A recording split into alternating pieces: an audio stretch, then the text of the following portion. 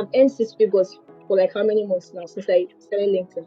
Even more than 6 figures. Do you understand? So much can happen in just 4 months when you decide to begin to show up online with intentionality. My guest today is an economist turned brand strategist and copywriter who went from 0 followers in May 2025 to over 6,000 followers in barely 4 months, and also makes 6 to 7 figures on LinkedIn. From building a personal brand on Twitter to now building a very visible personal brand on LinkedIn, Mercy Emeka is a go-to voice when it comes to building a clear and distinct personal brand on the internet. And in this month's Fireside Chat series, we are going to be unpacking number one, the power of building a clear and unique personal brand. Number two, how to leverage content writing and copywriting to build your brand on social media. Number four, how to build a visible brand, get engagement, and also how to build a community around your personal brand. And finally, we are also going to be touching on personal branding and spirituality. This is beyond a masterclass. So, if you're a service provider, a business owner, or a career person desiring to build an outstanding personal brand on LinkedIn and attract international opportunities, then grab a seat because this conversation will blow your mind. Right, all right. Welcome, Emeka Mercy. It's so amazing that we're finally getting to do this. I mean, it's been a long time coming. We've been trying to do this, and I'm glad to finally have you. So, how are you doing today? I'm doing good. I am fine, thank you. I think I'm really happy I'm doing this today because we've actually been, back and forth postponing today, no, not today, next week. So yeah, I'm good. I'm really happy that we're actually doing this now. How about you? How are you doing today? Well, I'm good. It rained early this morning, so it's a cold weather kind of. But I mean, I'm excited. We're finally doing this, like you just mentioned too. The energy is high, and I am ready. I hope you're ready too. Yeah, I am 100%. All right. All right. We're good to go. Good to go. Good to go. So I'm going to start with what I always do with all of my guests. We're going to have the oath taking session. So I like all of my guests to just swear a very simple oath that in this conversation, you're going to be honest, you're going to be vulnerable, very important, and you're going to share without holding back so that everybody watching this video will get maximum value from this conversation. So are we ready? You're going to raise your hand with me, your right hand. Yes, ma'am. All right. And then you're going to say after me, I, then you fill in your name, I, Mercy Emeka, do solemnly swear do solemnly swear that on this call I will be honest, truthful, that and on vulnerable. that on this call I will be honest, truthful, and vulnerable. So help me, Lord. Amen. True. all right. So we're just gonna take it from the. We're just gonna start on a very light mood. I often like to ask everybody I have a conversation with. I believe that each and every one of us has a story when it comes to our journey online, and within context now, since we're looking at LinkedIn, when it comes to our story online and then your journey on LinkedIn. So I'd like to hear your story. How did you start building a brand online? Yeah, and necessarily doesn't have to be limited to LinkedIn. What's like your evolution? Which platform did you start from? And when finally did you land on LinkedIn? Why did you join LinkedIn? All right. Okay. So my online journey started. I think that would be in 2022 during one of ASU strike in Nigeria. So we went on strike in 2020. I was just in my first year at the time, my first semester at the time. And we went on that strike and I was just bored at home. Nothing to do. I had no skill. So I was just so bored and tired. Then I remembered that I had a course my friend had bought for me while we were in school. Because at that time now we're at home since we were on strike. So I took on the course, out of curiosity, started reading through it. So the copywriting course, funny enough, started reading through it. I liked it. I actually did like. I liked the fact that it made me think. It made me very inquisitive. So I started reading. Then I went into reading copywriting books. So many books. The Abbey Copywriting Handbook, Sell Like Crazy. Just so many books on advertising and copywriting. started watching YouTube videos. I watched over 100 YouTube videos. I used to like batch watch. I was like, okay, today I'm watching 10 videos. Tomorrow I'm watching Wow. 10 videos. And for every video Wow. I watched, I tried to implement what I had learned. So, for example, if I had learned about Amazing. USC today, I would practicing using those seeds of curiosity in my, in my practice work. Other things I did were I used to underwrite copywriting, copy that other Yeah. copywriters had used. Yeah. So things like sales letters, emails, I would Yeah. just sit and handwrite. But not just handwrite because I'm trying to um, copy what they're doing, but I'm writing because I'm trying to analyze the patterns I can see. Okay, so why did they use this headline? Why Yeah. did they use this hook? Why does it make sense, right? So those are the things I did. I think I actually started gaining my foot here in copywriting. So the first thing I did was Okay. go on Fiverr. So Fiverr is a freelance All right. platform. I went on Fiverr. Um, I positioned myself as an email copywriter. That was what I did. Then I started writing. I started optimizing my profile with keywords that were important to my industry. That was how I landed my first international client, and I earned $15 at the On time. Fiverr. On Yeah, on Fiverr. Fiverr. Yes, on Fiverr.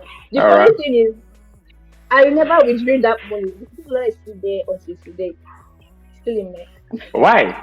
You could not withdraw it because of the Nigerian payment factor. No, I actually could. I don't know why. I think I just always have this mindset I could do more, right? So in Okay. my head, I'm like, let me set a target and get to this particular point. You guess. Then after that, I can then. All But right. the thing that was, I felt really underpaid. I felt underpaid, and that was because I wrote a three part email sequence. So I felt like I wasn't paid what my copy Okay. was actually worth. Yeah. So when I felt that way, I was like, I need to leave Fiverr. So I think that's why I forgot about my $15, and I just left it there. And All then I right. decided to start personal branding. At the time, nobody really knew what positioning was. During, I don't think many people knew what it was. People were just on Twitter, just tweeting, just random stuff. But then there were actually people who knew what personal branding was. It was just not termed personal branding at the time. Right? Yeah. So I started doing that. I started growing on Twitter, writing posts, and I grew. I think I grew um up to 2,500 followers in the span of like four. I think I actually started. I started at the time, right? But I wasn't growing the way I thought that I should because I wasn't doing the right thing. So I gave up. This was all still in 2022. All So I right. gave up, and I went back Okay. like a month later, and within 2 months, I was able to grow from at least 500 to 25 followers. So, but yeah, that was what happened. So with that, I made friends. I landed international clients, so many, retailers. Yeah, so that was my that was how my On yeah, Twitter. on Twitter. Even till this day, I still believe that Twitter is the best platform if you're looking to um land good clients, like foreign clients. I still think that Twitter is one of the best places because as long as you know what you're doing, as long as your post is relevant to whoever you write it for, they would come to you. That's how easy. And Twitter is the place for founders. So many businesses are on Twitter. Almost everybody's on Twitter compared to LinkedIn, right? So I still believe till this day that Twitter is really good for client acquisition. Olaf, before we continue, so I'm going to pick you up on that. Yeah. So if I was starting Mm-hmm. online afresh, I mean, I'm new, this is my day one, and I'm asking you, oh, Messi, I want to build a brand. Which of the platforms would you advise me? Is it Twitter? Is it LinkedIn? What would you say? Um, I would say based off the way things are currently, right? Because I like working based off what's actually working and based off trends. So if you ask me that based on what's happening in the world currently, Okay. I would say you should start with LinkedIn. That's what I would say. And what am I saying? I'm saying that because it's quite easy to grow on LinkedIn with the way LinkedIn is currently compared to how it used to be before. It was very, very difficult. So before, Twitter used to be the place where it was easy to grow. Yeah. LinkedIn used to be the hardest, right? But now LinkedIn is Yeah. the easiest, and Twitter is quite difficult to Yeah. grow because Elon Musk has, the whole Twitter thing has changed. It's not more the way it used to be. So I would advise you start with LinkedIn. It's easy to grow, and within at least 30 days, one person should at least have reached out to you. You can land a client in. If I think I landed my first client on LinkedIn was my second day on LinkedIn. Somebody reached out to me. Oh, I have a position in my company. Can you work? I like your profile. On my second day, and I just had like I think like 50 followers On my Second second day. day, I've not spoken about this before, but on my second day, Are you for I'm real? so for you. But the thing that happened with that now was I declined it. Yeah, so I declined because people misplace what being a brand strategist is and what being a social media strategist is or a social media manager. It's something that we could do as brand strategists, but our work is more of the behind the scenes of the brand. Yeah. So I declined because it didn't Yeah. align with my current position and my skill, what I actually do. So I said no to it. So that was how that ended. But it didn't take long before I learned. I think that was my second month. On my second month. Okay, I started LinkedIn on the 3rd of June. Okay. By June 20 something, I landed my first client. I started earning already. And it didn't take me too long, right? I also had other leads, leads I'm pursuing, I'm trying to, follow up with. That's how easy it is on LinkedIn. If you follow the basics, right? So I would advise you start with LinkedIn. Then when you've seen when you've gotten to a certain level, you can then start diversifying your reach. You could say, oh, you want to go to Twitter because I'm currently actually considering going back to Twitter, even going on Instagram, TikTok. That's the way I think now because I think I have a solid base, a solid foundation. So that's how I would advise. But there's also another aspect of it. If you think that Okay. your daily reading or that you have enough capacity to do both at the same time, then you can try growing on LinkedIn and also try reading on Twitter. You would never know which one would even work first. Twitter could decide to work first for you, depending on what your capacity is. For me at the time, around May this year, my capacity was just for one platform, right? So in my head, I'm like, let me just try LinkedIn. I've never tried LinkedIn before. This is my first time being on LinkedIn. So I All never right. considered LinkedIn ever. This is my first time. Okay, let me try and see how LinkedIn is. And by God will do it and LinkedIn works for me and I learn clients, I'm building my personal brand, I'm growing a community. Yeah. So now I can say I can move to Twitter. But another thing that would come into play is the fact that I also have other responsibilities. So Yeah. trying to do everything on my own now would now be a different thing entirely. It's like more work. So yeah, that would be my advice. That would be my advice. Okay. Okay. So you said a lot, and I mean, but it's clear where you stand. Start with LinkedIn, and then you can move to Twitter. But if you can actually go with the two, if your bandwidth allows for that, why not? All right. So Yeah. that's beautiful. And from your initial story, you started from Twitter, and somewhere along the line this Yeah. year, you moved to LinkedIn. So we're now going to really talk about LinkedIn. But let me start by saying congratulations. You recently crossed 6K, and you're really on a fast lane to 7K. That's so beautiful. Thank Not you. everybody really has that kind of result on LinkedIn. So I want to say congratulations. Well done. All right. Thank you. Then it brings me back to the fact that you mentioned that you came back to LinkedIn in May because I checked your profile. Your account was opened in 2022 July. So it looks like 2022 was a year for you. So so your account was Yeah. opened in July 2022, but you really came to be committed and dedicated to LinkedIn in May. So walk me through. When you came back in May, how many followers did you have? Okay, so I think there was a time around that 2022, right, where I started using on Twitter, where people started saying, oh, you can also get jobs on LinkedIn and all of that. But since Twitter was working for me, in my head, I'm like, let me just focus on one platform. So I think I opened the LinkedIn account, but I never went back. I can't ever remember scrolling through LinkedIn. I just created the account and just there was nothing on it. It was just an account. Yeah. There was literally nothing on the account, not even a name. Yeah, so it was just there. So when I came this year around May, it was the fresh account. I started from zero. There was nothing on my. Will. There was nothing. Nobody had connected with me. So I started with zero followers, nothing on my account. Everything I started afresh from days. So, so May, June, July, August, and this is September. We could say that's like 4 months. You have grown over 6,000 followers in 4 months. Landed clients also within that frame of time. I mean, you are an outlier. All right, you are an outlier. So, I mean, that's amazing. So that would now bring me to like a follow up question between May and now, September 2025, what do you think has really worked for you when it comes to the rate at which your brand is growing? What really worked for you? Okay, so I would say the first thing is God, right? So I always ensure Okay, that okay. I think I made a post recently. I've been lying to you all on LinkedIn. I'm not a real brand strategist. God is the master strategist. So God is the anchor. God is being things, is the one pulling, and doing all the heavy movement. So I would say God first of all, because without him, I don't think any of us would, even have the capacity. to do the things that we are doing. So God first of all. Then the second thing I would say is having clarity. And this is something that I speak about all the time. These days everybody keeps saying you don't need clarity to start, you don't need to be Just so start. clear at the beginning. Just start. Well, I don't think that is a good advice because it's very incomplete and it lacks depth. Because no matter how you look at it, you need at least a certain degree of clarity to go into Yeah. everything, right? So first of all, okay, I need to make money, so I have to be on LinkedIn. That's clarity at first.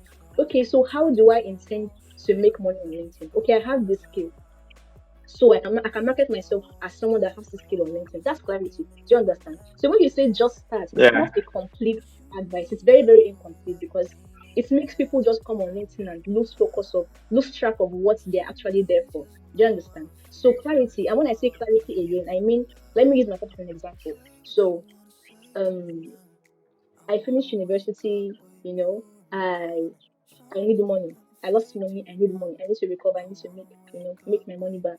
So I'm like, what can I do? I joined LinkedIn. Okay, what are my skills? I'm a copywriter. I'm a brand strategist. I'm a certified leadership coach. But what do I think that I want people to know me as at the time? I chose brand strategy. I started making my posts. I never really knew how to go about making my posts. Not because I didn't know. I mean, I'd built on Twitter before, so I already had a good grasp of what personal branding is about, right? But platforms differ platforms differ.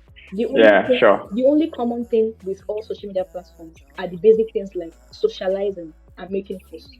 To grow on any platform, you need to socialize. So you need to engage both in the DMs, comments, drop your own posts and engage with your Yeah. followers, right? So in my head, I'm like, okay, but apart from the basic things, what are those specific things that I used to do? I didn't know what those things were at the time. So I was just, making posts. If you look at my first few posts, they were not like so good. They were just some of them were just out of place. I used to Yeah. post kind of generic things that things that were outside of my industry. But the more I did it, the more Yeah. clarity I got. But the issue is if I didn't start with a certain degree of clarity, I don't think I would have gotten to this point. Do you understand? So that's the first thing. Then Yeah. we still have the fact that you don't need to reinvent the wheel. And I think this is something that many creators have these days. Everybody's trying to do something new, right? You're trying to be better than other people. Yeah. But the goal should not be to be better. The goal should be to be different. Do you understand? To stand out. That's what the goal should be. Hmm. Do you understand? So the goal is not to be better. The goal is to be different. Okay. So what did I do? I came on LinkedIn. I'm like, okay, what are people doing that are working for them that I could do? I noticed certain patterns and certain trends. Okay, so people have really good looking profiles. People have uh, good profile pictures. I'm like, okay, so I can't just start with a bad looking profile. So, I set up my phone, the phone I'm using we're using to speak right now. I set up my phone, wore my wig, took a picture of myself, did the editing myself, designed my banner myself. Everything on my profile is designed by me. I'm not a graphic designer. I've never designed anything before. That was my first time. So I That's did all my amazing. design myself, created my profile. That was the first step. Okay, how do they set up their headlines? What do their headlines look like? I looked at that. I tried to model it. I wrote my own, right? So that was how I was able to create my profile and start, I think I'm growing so fast because I started well, right? I started with enough clarity. Yeah. So I did those things, but I didn't have clarity as regards my posts. Do you understand? So that's why I'm saying you need clarity regardless. Because if I didn't study what was working, if I didn't study, okay, so we have other brand strategists on LinkedIn. What makes me different? What could make people want to read my post? And the answer is you as a person, right? I thought about okay, what's that thing Yeah. that revolves around my life as a human and around my work process? What's that one thing I start with? And my answer was clarity, and that's why I build around clarity. I can explain clarity to you in different dimensions because that's the basis of my work life. That's the basis of my life as a human being. And now that's my differentiating factor. Do you understand? I've had people come into my DMs and like, okay, I love how you speak about clarity all the time. I think that's what I need. Do you understand? Nobody comes to my DMs saying or asking me what Yeah. exactly do you do because I've built my brand around certain things. God, clarity. These are my two brand pillars. I've built my brand around these two things. And the third thing definitely will be discipline, not consistency, discipline. And I'm saying this because we always Okay. many people don't know what consistency means. Consistency has different meanings, right? And when it comes to building a personal brand, there are two definitions of consistency. The first definition is that everything about your brand identity itself should be consistent. So it's not like today you're a copywriter, Yeah. tomorrow, To be yeah, consistent. tomorrow you're a Yeah. graphic designer. Your tone of voice, everything should be consistent now. But while those things are consistent, you also need to be Yeah. consistent consistently, right? So you need to be consistent with those things, but you need to do them consistently. And what do I mean by that? You need to understand your daily rhythm as a creator. What's your pace like? How often can you show up? You set the pace for your brand. When you're able to define it at first, your Yeah. audience will be able to think about you in terms of how you've defined it. If I say I'm a clarity driven brand strategist, people will see me as that because I've built my brand as that, right? So that's why you need to be able to, Yeah. define it at first. So it's not just about showing up, just being online every day. It's about you being online for the right purpose every single day. Do you understand? For me, I post almost like six All times right. a week. I post like 6 times a week because that's my daily reason, and I have plans for each day, right? So that's also another. So at first I was saying discipline, right? Discipline breeds consistency. If there's no discipline, you can't be consistent. Okay. True. True. Yeah. So so it all starts with commitments. If you know, okay, I need to make, okay, I lost 7 figures. I need to recover my 7 figures this month. You need to be that. So what happens is that you need discipline for that, right? So, but the more you're disciplined, the more it becomes a habit for you, and that is what breeds consistency. So it starts with a commitment that you become disciplined for, then you become consistent doing, right? So you can't just start one day and say, oh, I have to be consistent. That's why you start looking for motivation to post. You don't need to be motivated to make a post online, right? You just need to know your why. The reason you're doing what you're doing should be enough for you to make it. So even on days where you're like, oh my God, I'm just too tired, I can't make a post. You buckle up, you sit tight and you're like, no, but if I don't post today, I'm going one step behind, reaching my target. So I have to make a post. And you make a post. So discipline But is wait, a wait, very, wait, wait. very, Does very that important part. does that still not sound like motivation? Your why, all right? Why do you need to build a brand? Why do you need to show up? Just that it does not sound like motivational Yes, code. Oh man, somebody there's just a difference. whining you and There's trying. a very, very big difference. Okay, I like yeah. I like There's a yeah. difference. Do you know what is the difference? There's a difference. Yeah. There's a difference because, oh, let me going to say. Okay, so I was going to say that your why would not always motivate you every day. Do you understand? Okay, so my Okay. why on LinkedIn was I lost money. I lost money. I need to recover. My why Okay. was not in my head every day. On days where I was so tired, me trying to recover 70 was not a reason for me to show up. I could have said, okay, I'm too tired today, let me just rest. But in my head, I'm like, I have made a commitment. My commitment to my goal is what keeps me. Do you understand? Not me being motivated by it. I don't know if you get what I'm trying to say. I'm trying to wrap my head around it, so I'm processing it in my head.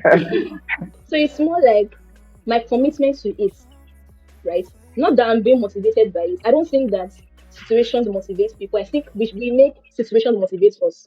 Do you understand? Your current situation does not shape how you react. You shape how you react to your current situation. Okay, this makes sense. Yes. So it's the same thing. I lost money, I need to recover. If I think about that every day, it's even more reason for me to give up because why do I have to work so hard? Can't I just sleep? Can't I just rest? But no, in my head, I'm like, if I decide to rest now, how do I recover? So I made a commitment. For example, let me give an example. I think this week I didn't post on Thursday because work was just so much. I had so much to do as regards work. So I was really, really tired. And I was like, but I've made a commitment, so I need to post. But in my head, I was like, but I've been consistent, right? I've always been committed. I've never skipped a day of posting since I joined LinkedIn. This week was my first day. So I was like, okay, so I deserve to skip a day. Do you understand? And why do you Yeah. think I did skip a day? Because I've achieved one of my goals. I've earned at least 6 figures for 2 months since I've been on LinkedIn. The reason I could decide to skip a day was because my commitment to my goal was not as strong anymore.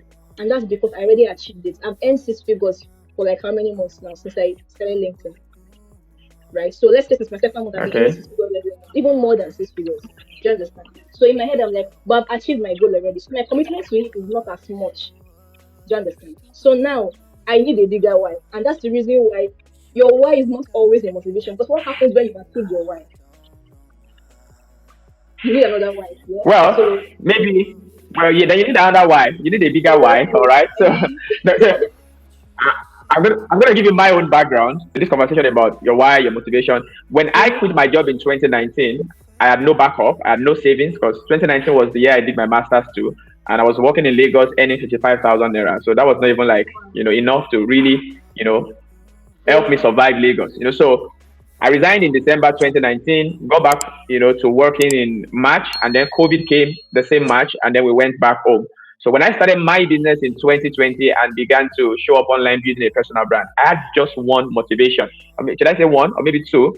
At that point, I was in debt. All right, I was in debt Mm-hmm. close to seven figures. So number one, I needed to show up, build a brand, build a business, and pay my debt.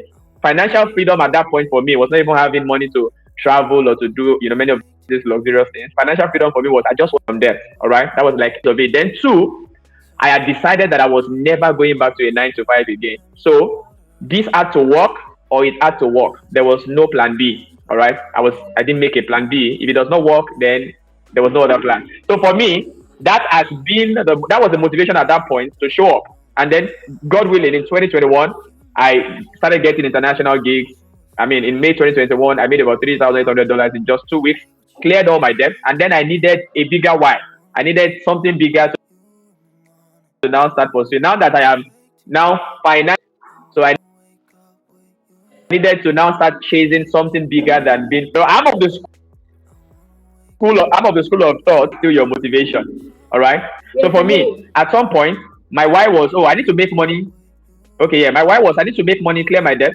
And so once I achieve that, now what's the next level? All right. The next level of financial freedom will now be, oh, to now start making much money to start building my life, to start increasing my earning capacity and also my means and resources to do a lot of other things that I needed to do in life. So, I mean, maybe slightly we decide not really much of an issue. It's not much of an issue. Yeah, but I have a question. Yeah. I have a question. Okay, so I'm I on have the a hot seat question. now. Go ahead, I'm on the hot seat. Yeah. So yeah. So if you were not committed to achieving that goal, right? If you didn't actually set plans to be disciplined and committed, do you think that you'd have achieved that goal? No, definitely not. Definitely not. Okay. So your big the reason why you were able to achieve that goal is because you chose to be committed. It was your decision on its own, right? It's not because the situation Definitely. motivates you. Definitely. I don't. I did. Okay, so that's my point. That's my point. We're really saying the same thing, yeah? So I got committed Mm-hmm. to building my brand and showing up for myself because I needed to make money and pay my debt. All right. Yeah. But again, the motivation to show up is I needed to pay my debt. But definitely, if I was going to make something out of my showing up, I needed to be committed. I needed to be disciplined. So I feel like it's just an offshoot of it's like a flow. Your motivation Yeah, makes it you has to show work up, with but to really yeah, count. Yes, I was still like your around the discipline. same thing. Brilliant. All right. Yeah. So I think you've mentioned about three things now that has worked for you. There's the God factor, which well, this video is likely going to be watched by different kinds of people. All right. Some might be religious and some might be non-religious. All right. And some may not believe in the whole God thing. It's like a conversation that we should really have often. Where is the place of spirituality? In all of this, all right. Some persons, really do not believe that life is spiritual. Some of us do believe. I believe in the God factor strongly. So I am of the Mm-hmm. opinion that I mean not like it's an opinion I want anybody to buy into, but I'm Christian and that's my faith. So while I show up every day as a person, I show up every day. I'm committed. I create content. I network. I engage and all that. I still believe, being Christian that I am, all right, that the results that I have been able to get online in the last 5 years is not just dependent on my showing up, it's dependent on the God factor. All right. So there's a God factor, and then there is the me factor. There is the me factor that God cannot do for you. For example, God is not going to create your content for you. All right. God is not going to do the networking for you. You have to show up to do that. But I believe that the reason why all of those has also worked for me is the God factor. All right. So that's like a conversation that some of us really need to have. Maybe not on a call like this. I feel like we'll probably still have this conversation behind the scene. Yeah, one of the things you said that was like a mindset shift for me is that the goal when you show up online, the goal is not to reinvent the wheel. The goal is to be different. How did you say it? You said it in a very, I mean, it was beautiful. Can you say it again? Exactly. The goal is not to be The better. goal is not to be better, it is Yeah, to the goal be is to be different. different. That was Yeah. that was that was that was that was that was like a mind shifting, statement for me. And it kind of makes a lot of sense. All right. Um, thank you. Yeah, thank you so far. I'm learning. I'm actually. I must confess that I'm learning a lot from you. On this call. Yeah, and that's amazing. Thank you for bringing your A game. All right. So I'm going to ask you. Let's go tactical now. Let's go tactical. Let's go into strategy and all that. As it has to do with LinkedIn. All right. Before I ask you what is like your take on what works on LinkedIn, I'm going to ask you, what do you see people do on LinkedIn, and you just feel like, oh, no, the reason why this is not working for you is because you're doing this, or probably what do you see people do on LinkedIn, and you just wish like, oh, can you just stop? All right, can you just stop? All right, this is not going to take you anywhere. Can you stop? Okay. Okay. I think the first thing would be hmm, okay. So the first thing would be people who, or I would not necessarily say people because I believe, I mean, I was once in their shoes. Yeah. So let me say Okay. the first thing is trying to get engagement without having visibility. Yeah. So Okay. people have this, yeah, Okay. there's this mindset I see that people have where, oh, if why do I need to engage with their posts if they don't engage with mine? Okay. That's a very it's not a really good mindset and it doesn't give space for growth. Yeah. Because not every action in life will be reciprocated. You understand? And if you Yeah. don't give True. first, True. Yeah. if you don't give first, there's no way you get to receive. Do you understand? So it's like you have to give Yeah. first to gain visibility. Then after you gain visibility, you can then gain engagement. But there are so many newbies who, That's mind blowing. yeah. But so many newbies think, oh, I don't see where I should be engaging with their posts, especially those of bigger creators. Do you understand? I don't see where I should be engaging with their posts. They don't engage with my own Yeah. post. It's just a very sassy thing. But then it's just to your own Yeah. detriment. It's not going to help you. So I think that's the first thing. That's the first thing. True. So on LinkedIn, All there's a right. pattern: visibility, engagement, then your community. It starts with your visibility. You need to get seen first. People need to see you. Okay. Then after you get seen, you begin to get mind blowing engagement, mind blowing, like really, really massive engagement. Then after that, you get to see if you've actually built a good community with that engagement. Do you understand? So a community is like you skip a day of posting, but people are like, somebody didn't post today. People are asking, People yeah, are asking, we have why not is this seen Mercy person? today. Yeah, this person didn't post today. What happened? Or you didn't post at your usual time today. I noticed it. That shows that you are leaving a mark on people. Yeah, That's like the last yeah, phase. That's the last phase of personal branding, where people you are a known person. People know people remember you. So you go from being seen to being heard and understood to actually being valued as a person. That's the pattern, right? So the first thing is you don't need to have that mindset where you're like, I can't engage with them because they don't engage with me. It doesn't work. So that's the first thing I would say. yeah, Yeah. yeah. So the second thing would be what would the second thing be? I think the second thing would be the fact that okay, I would say that I'm somebody that likes depth. Yeah, I love depth a lot. And when I say depth, Okay, it means all that right. I like to I like things to always have a deeper meaning. I don't know if you get what I'm trying to say. So let me just state where I'm getting to. I'm with There's you. there's this thing now on LinkedIn where almost every post is too shallow. Yeah. So it's like Yeah, if it's not about a motivational post, it's about how to grow on LinkedIn. Nobody, I'm not really saying people actually marketing their skills. Like, what is your skill? Do you understand? What do you actually do? What can I learn? Because I'm this day, I think I'm tired of the whole commenting and engaging thing because it feels like I'm on the road learning every day, right? yeah, Either I'm typing yeah. congratulations every day or I'm typing good morning. It's just like, You yeah. have to go there. And even as much as I love depth, it seems like I also started falling into that category of people. But I think every time I fall, I bring myself out of it back because I'm like, this is not what we are made. We are made for more. I started falling into that category of people. And not because it was intentional. It's just I'm somebody that likes to show appreciation like really, really well. And I think that LinkedIn is such a good place, not because of the platform, but because of the people that we have there currently. So whenever I Yeah. make these really generic posts, I'm like, oh my god, Mercy, I'm making this post again, and I can already tell this post is going to get massive engagement because it's quite generic, right? So where am I driving to? I'm driving Yeah. to the fact that when you make intellectual posts these days, people cannot relate. It's a very, very big problem. They can't People cannot relate. relate with intellectual posts. Yeah. You True. know, you you True. make intellectual posts and you are getting really low engagement. Not because your post doesn't make sense, but because Yeah. people just can't relate, right? They just see and swipe because they are too tired to think to drop a meaningful comment. They can't they can't, yeah, they can't give all the time to process what you're saying. Yeah. Exactly, And exactly. it's So also quite it's quite tasking to engage with such a post. It's quite easy when you see somebody say, oh, and the funny thing I see on LinkedIn these days, everybody is celebrating 100, celebrating 150, celebrating 150 followers, 200 followers, yeah, because they see that such kind of post works. And it's quite easy for me to just see that post and just say congratulations and just move to the next post, compared to when I need to sit, read what you have written, think about what you have written, then think about how I should respond in a way that also makes sense.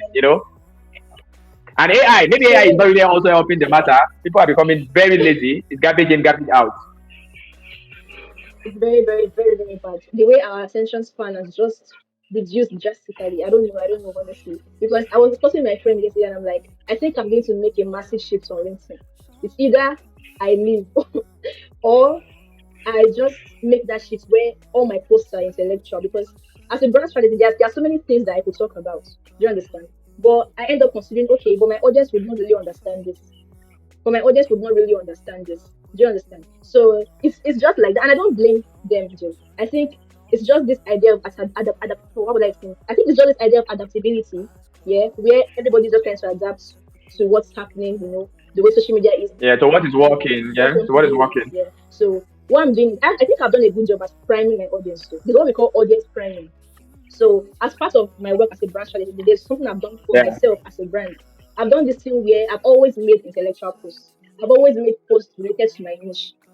So no matter how specific my post is, I still get a meaningful amount of engagement because I have people who actually think intellectually. Do you understand? Now, but I've yeah, seen many people make that mistake where they can make a generic post today. It gets massive engagement. But tomorrow they make a post that's specific to their niche. There's zero engagement, no engagement, right? Because they've not built an yeah, audience to yeah. understand that. So that's a very, very big issue too. That's the second issue right now. What would the last one be? Hmm. Okay, the last one would be that. You've actually given us a master class. Okay, the last one. This too has been a master class. Okay, the last one would be that. Okay, so there's this idea on LinkedIn where you'll be hearing when a big creator makes a post, you need to be among the first set of people to go and engage with their posts. Okay. I've never, Are we breaking that table too? it's not really a thing. It's just, There's a lot of people on that table. no, I mean, I don't blame them because they've been told they have to do that, right? So it's not really their fault, but I'm saying I never did that. I never did it, right? So I never rushed to engage with a big creator. In fact, I never really knew who the big creators were, right? I think the only person I knew at the time when I first started was Blossom Apia and Eki. You know Eki? Eki Benson. Yeah, I know Eki Benson, yeah. Yeah, so she's a very, very big part of my LinkedIn growth. I think my fourth post or my third post, she commented on my posts. And in my head, I'm like, oh wow, so big creators actually do things like this. So she's like one of my favorite creators, right? So that's where I'm going to. The Okay. fact that you don't need to rush to comment on the post of big creators. I know you're trying to gain visibility, but the real visibility is with the smaller creators, the mid-sized to smaller creators, right? Big creators don't have time to respond to your comment. Yeah. They don't have the time to actually how would to actually notice you as a presence. Engage with you Yeah. and all that. But you see, when you support those Yeah. smaller creators, you get seen. That's how you get to actually grow your following because you are building a community. For big creators, they've already built that community. Do you understand? So now they will not tell you Yeah. you need to be among Yeah. the first steps. Comment early on big creators posts. It's for their own benefit. It does not commenting early does not exactly benefit you, right? Commenting benefits you, Yeah, it benefits the creator. but commenting early does not exactly benefit you. Because imagine having to wake up by 4 a.m. because your favorite big creator posts by 4 a.m. in the morning. And it doesn't suit your daily rhythm as a person. But because she wants to be among the first to respond, you wake up by 4 a.m. every day. Then you end up having a very unproductive day. for no reason, right? So do you see where I'm going Yeah. to? So I think Yeah. one of the biggest issues we have on LinkedIn is the fact Yeah. that creators don't give advice with depth. They give shallow advice. When I first joined, I saw when a creator said, always ensure to make celebratory posts at least twice a week. I saw it. Are you for real? Yes, but it's not a wrong advice. It's just incomplete. Even if you're only trying to make money on LinkedIn, growing your following is a big part of being a creator. Do you understand? And no matter how you try to avoid it, you need Definitely. visibility. And posts like that give you visibility. Posts like that Sure. can, you can grow 2 times Sure. your followers in just 24 hours with posts like that. It's part of being a creator. It's part of the strategy. So Yeah. it's good to make posts like that, but saying they have to make it at least twice a week is not a good advice because people now start seeing that as the secret to growth.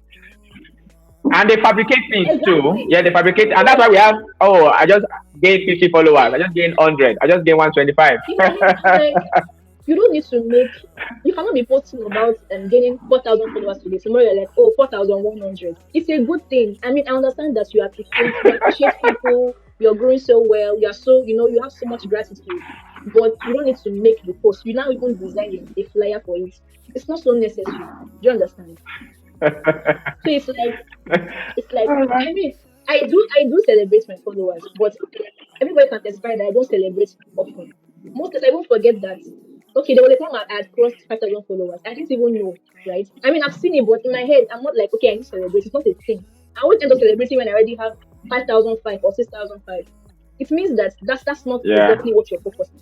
So you can just make a plan. Okay, I will Yeah. celebrate after every 500 followers. That's a good milestone, right? But when you now become a Yeah. creator, okay, you're now at 5,000 followers. You can say, okay, I'll celebrate after every 1,000 followers. Do you understand? Not that you celebrate 4,001, you go 4,003, 4,007, like things like that. It just shows you are doing it for visibility, right? So we have a pandemic is people giving wrong advice, people trying to Yeah. give advice that will only benefit you. Yeah. So that's why I would always advise be your own person. Like be an individual. People don't know what individuality means. Be an individual. Think for yourself. Make decisions for yourself. Right? Even though a big person tells you Yeah. this is how I do it, you need to think, why did this work for her? How can I make it work for me? Yeah. Because So sometimes, be an individual. yeah, what works for you Yeah, that has helped you to grow 6,000 in say 4 months, I may use exactly the same thing, and it may not work for me. All right. It may not work. definitely, definitely. So Yes. So what I do is I divide I categorize LinkedIn advice into two. We have the basic ones and the specific ones. Now the basic ones are number one, engage every day, right? Number okay. two, engage with other people's posts. That's number one. Number two, engage with the posts of sorry, engage with comments under your own posts. Number three, Yeah. engage in the DM. Number four, optimize your profile. Number five, never Valid. ever leave your profile inactive. Even if you don't want to post that day, even if you don't want to engage that day, go to your DMs and reply people because it shows LinkedIn that you're active. Now, you see these five advice, they work for anybody. Yeah. Anybody. It works for everybody. But you see advice like okay, let's say advice specific to what kind of posts to make, advice specific What time should to you post? how to yeah, how to land clients. Those things are based off your own experiments. So you need to experiment for Yeah. yourself. You will work based off the response or feedback you get from your audience. That's how you build a brand. Do you understand? So at the end of the day, Yeah. the personal brand starts with you, but it's not your own. Hmm. It starts with you, but it's not your own. It ends with your audience because a brand itself a brand itself is a perception in the mind of your audience, not your own mind. True. True. Do you True. understand? Yeah. So Yeah. True. everything, any advice specific to your brand, you should not be taking them from other people. You should be taking them from the response or feedback you get from your audience. That's how you build a good brand. True. True. Yeah. So much So gems yeah, in that's this conversation. So much. So much. So I was gonna ask you a question before, but you already answered. I was gonna ask you the question about, oh, let's say it's my day one on LinkedIn. What are going to be like your basic advice for somebody who's just starting out? And man, you just answered it even without me asking. And that's amazing. So, well, bringing this conversation to a close, and I think I'm going to ask you the final question from the reality of LinkedIn as it has been in 2025. So everybody can testify to the fact that LinkedIn algorithm has changed in recent months. Mm-hmm. I'm not going to say in recent years, but in recent months, the algorithm keeps changing. Yeah, but it looks like there's another kind of experience that we're having on LinkedIn recently, and then a lot of people are Yeah. complaining about low reach, low impressions, and all that. How do you process all of that information? How do you stay grounded in the midst of that? What are like the thoughts that are going through your own mind with regards to that experience? Okay. So I would say two things first of all. First of all, when it comes to people's reactions or engagement with your posts, right? That depends on how you shaped. Okay, let me put this in this way. So I had a speaking engagement recently where I was supposed to speak about the LinkedIn algorithm and how to make it work for you. And I told them that I was not going to teach them about how the algorithm works. The algorithm should not be our focus. There are two aspects to the algorithm on any platform. There's the technical aspect and there's the human aspect, right? So your focus should be on the human aspect. And what's the human aspect? The human aspect is the aspect where the actions of people like you and I actually shapes what the algorithm does and what kind of That's true. content the algorithm pushes out. Do you Yeah, understand? Yes. So now situations where LinkedIn starts pushing out old posts or where you can see that you are getting low reach and you've been doing everything right. That's the technical aspect of it. So you don't focus on things like that. You focus on how to how to actually make people get to read your posts. yeah, I don't know if you get what I'm trying to yeah. say. I'm with you. For the human aspect, we shape the algorithm. Do you understand? So things like when you make a post now, and I spend at least 1 minute on your post, LinkedIn takes record of that. Yeah, The true. more people spend 1 minute on your post, because this is dwell time, it's called dwell time. So the amount of dwell time on your post determines whether or not your post is being pushed out, Yeah, right? So now this is not based off the technical aspect of the algorithm. This is the human aspect of it. yeah, That's where your content comes in. What kind of posts do you make? Do you write good hooks? Right? The issue with content these days, people keep saying your hook is the most important part of your work. I don't believe that it is the most important. It's important just as other parts of your post are important. So let's break down what your LinkedIn content, should be like. So uh, you have the hook, you have the after the hook, you have the second line. Okay, so on LinkedIn, you can have at least 3 sentences before your image covers up the main post, yeah, right? So you see those 3 sentences, you need to make sure that they are good enough to make people want to see more. yeah, So that's the first aspect of it. Now the problem comes in when they click on see more and they are disappointed. yeah. That's true.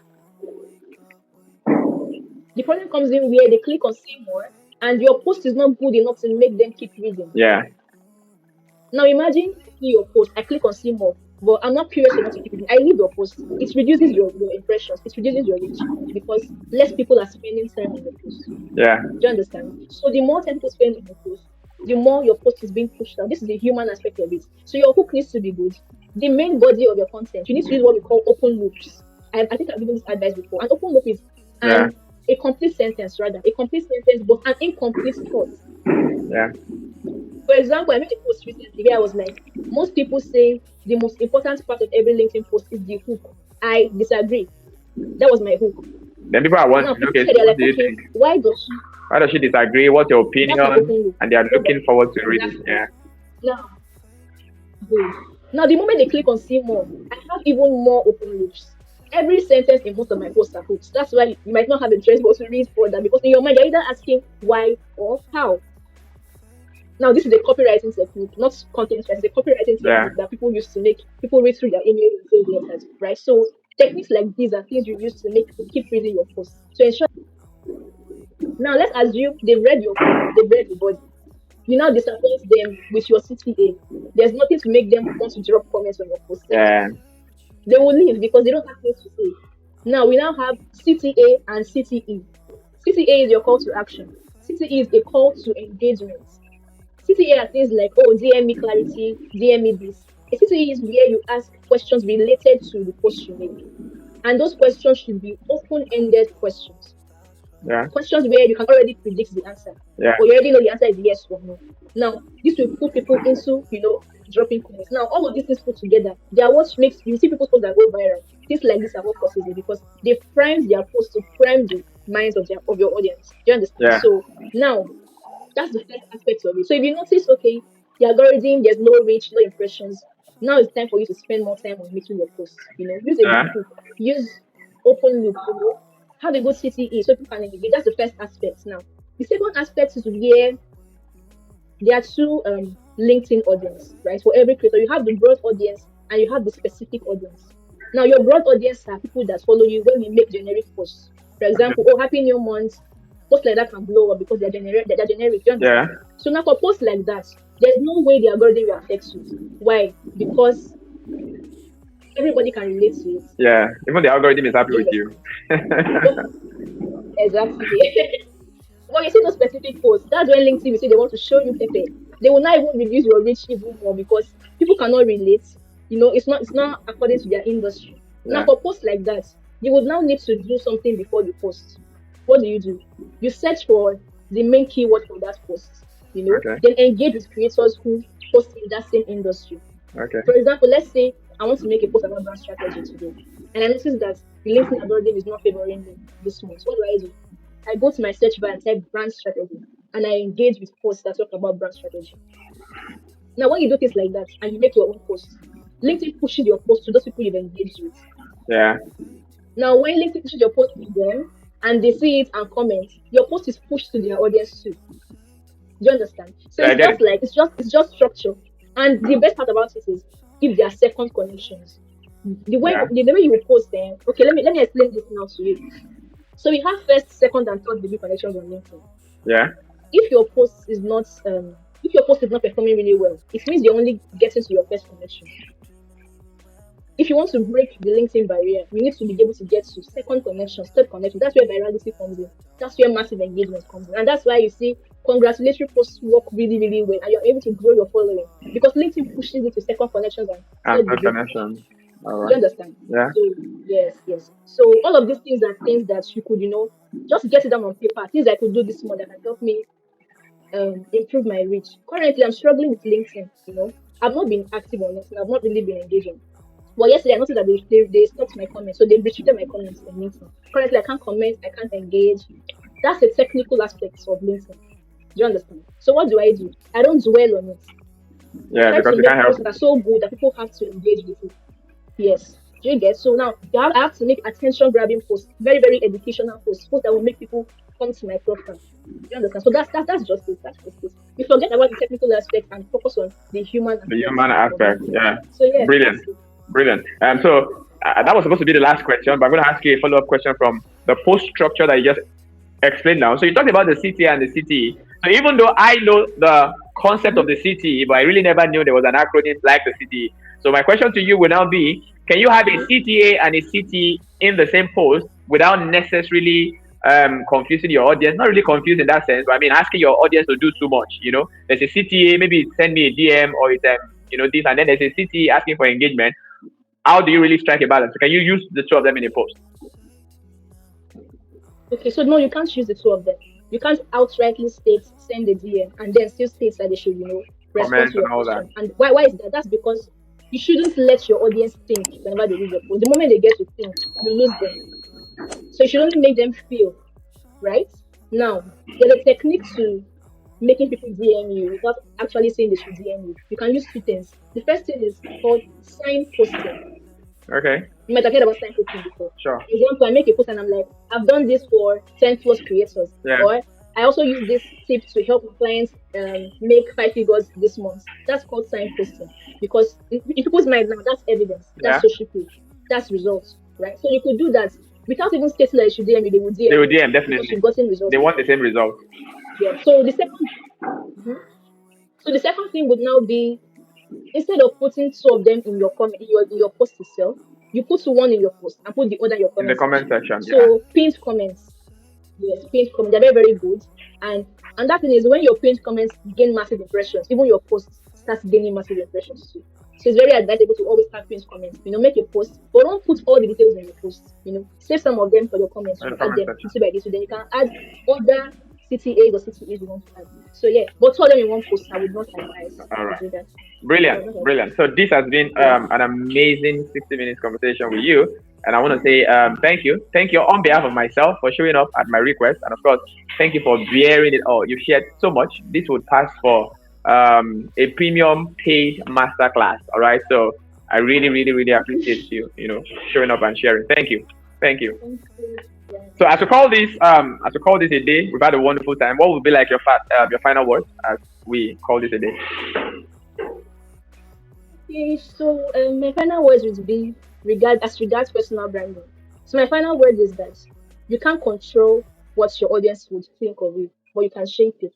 Yeah. Yeah. So if you're trying to build your personal brand, have a list of things you would want people to think of you as. For me, mine was I want people to think of me when they think of clarity. Yeah. I want people to think of me when they think of brand strategy. I want people to think of me when they think of that creator who always speaks about God, as an anchor. I love And that. when you have those list of things, you make posts as regards those things. Yeah. People start seeing you for those things. Like you mentioned something where you said, as regards spirituality, there's some people who don't believe in Christ. Yeah, you mentioned that. Now, for me, I don't think I have anybody part of my audience who doesn't exactly believe Are in you God. sure? And why do I say that? Because I've always spoken about it. Are you Yeah, sure? I might have. Yeah, I might have, and I'm sure I definitely do. But the percentage of people are not as Yeah. much as those Yeah. who It may do not be believe. that much. Yeah. Yeah. Do you understand? Yeah. Because I speak about God all the time. In fact, you might even be pissed off. I made a post about God today. That's No, how it I is. Do you like that. understand? I like So that. it's like, I like that. so if you want people to think of you as A, make posts that make people see you as A. Yeah. You can shape it, Yeah. but you can't control it at the end of the day. That's my closing message. And that also we should always involve God in whatever we do, because God would always help. No matter how you think about it, there's a higher factor. There's somebody ordering your parts. There's something called grace. Yeah. So I would not even say that I've grown because of my efforts. I don't Yeah. think my efforts help me, but I don't think I've done so much. Yeah. I think it's just the grace of God. Yeah. That's just the way I I see like it. that. I So like that. if you're someone who definitely believes in God, yeah, no matter how bad the situation is, try going back to God, because God will always show up for you. Maybe not now. He might not come now because now is not the right time, but his time is always the best time. Yeah. So just wait on God and he will definitely show up for you. Yeah. And thank you very much for this opportunity today. God bless you. Thank you so much.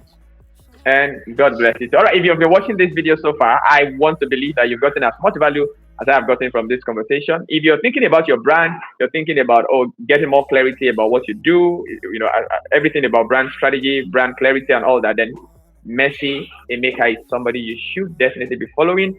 And I'm going to put our LinkedIn URL in the comment section. Ensure you are following.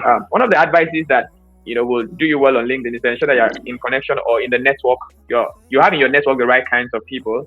And I want to say, if there is somebody you really want to have in your network, Messi is somebody that you should have in your network. Messi, it was nice doing this with you. I hope if I call you again, you oblige Yeah. me your presence. This has been an amazing time. Thank you. An amazing time.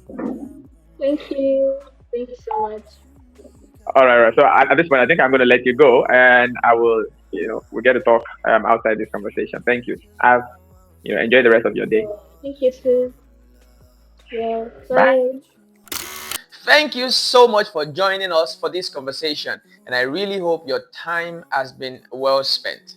If you have learned something from this video or you have any questions whatsoever, let me know in the comment section. I will respond to all of your comments. And of course, if this video has been valuable, I'd like you to do something for me. Hit the like button, share this with somebody who needs to build their brand on LinkedIn or any other platform, and you might want to consider subscribing, because more of these and other videos are coming your way. Also, this fireside chat happens once in a month, so expect another insightful conversation with another interesting personality in October. One thing you want to do so you don't miss such conversation is subscribe to this channel, turn on the notification bell so that every time we release a video like this, you will be the first to be notified. I will see you in my next video, but in the meantime, stay legendary.